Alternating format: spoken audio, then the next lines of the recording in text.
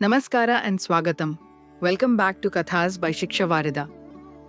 Have you ever found yourself looking at another child's feathers, their milestones, their grades, or their public performances, and quietly wondered why your own child seems to be moving at a different pace? We often fall into the trap of comparison.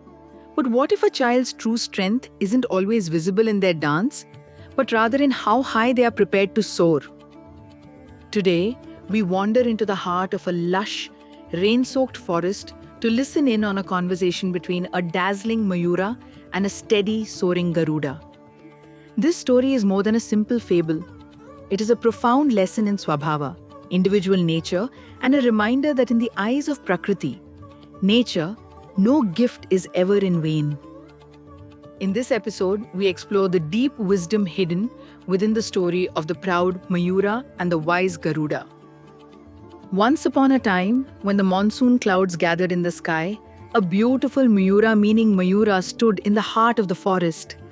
As the raindrops fell, the Mayura spread its magnificent feathers, dancing with joy. Looking at its own reflection and its vibrant colors, the Mayura became very proud. "I am surely the most beautiful creature in the world," it thought. Just then, its friend, the Garuda, flew down and perched on a nearby branch.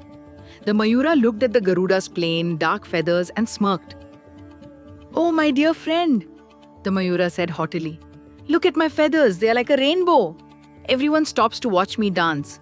Even the king lion forgets his hunger when he sees my beauty. But look at you, your wings are so dull and black. Don't you feel ashamed to carry such ugly wings?" The Garuda felt a pang of sadness.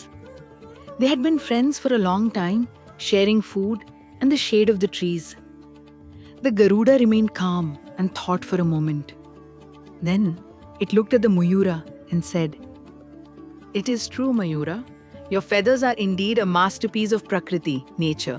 They are beautiful to look at. But tell me, can those heavy feathers help you fly high? My wings might be dark and plain, but they carry me deep into the blue sky.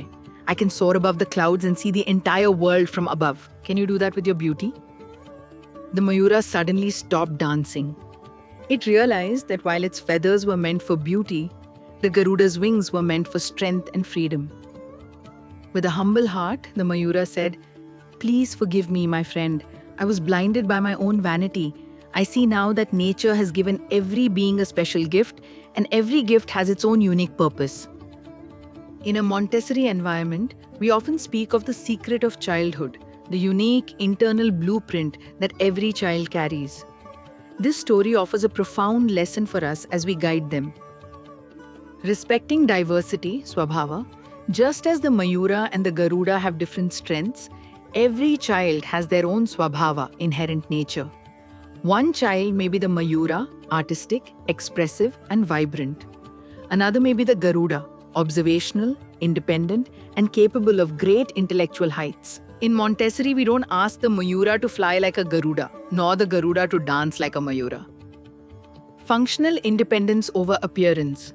The Garuda's wings represent functional ability. In our parenting, we sometimes focus too much on the showy aspects, grades, trophies, or how the child appears to others. Montessori teaches us to value the wings that allow a child to be independent, to think for themselves, and to soar through life's challenges. The prepared environment. Nature provided the rain for the Mayura and the heights for the Garuda. As parents, we are the gardeners of the environment. Our role is not to change the child, but to provide the space where their specific gift can flourish without the shadow of comparison. A Samskrita perspective. We teach children that Sarvjana Sukhino Bhavantu, may all be happy. This happiness comes when we recognize that we are all unique. No two of us are the same.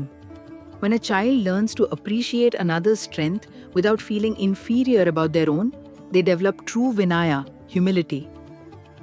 Let us celebrate the colors our children bring to the world, but let us also ensure we give them the wings they need to find their own path in the vast sky of life.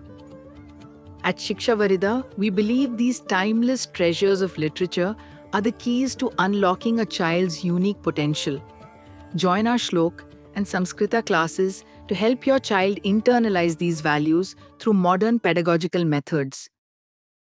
Ready to nourish your child's heart with the Shuddhi of our ancient wisdom? Enroll today via the link below. Subscribe and hit the bell icon for more journeys into our rich heritage of storytelling.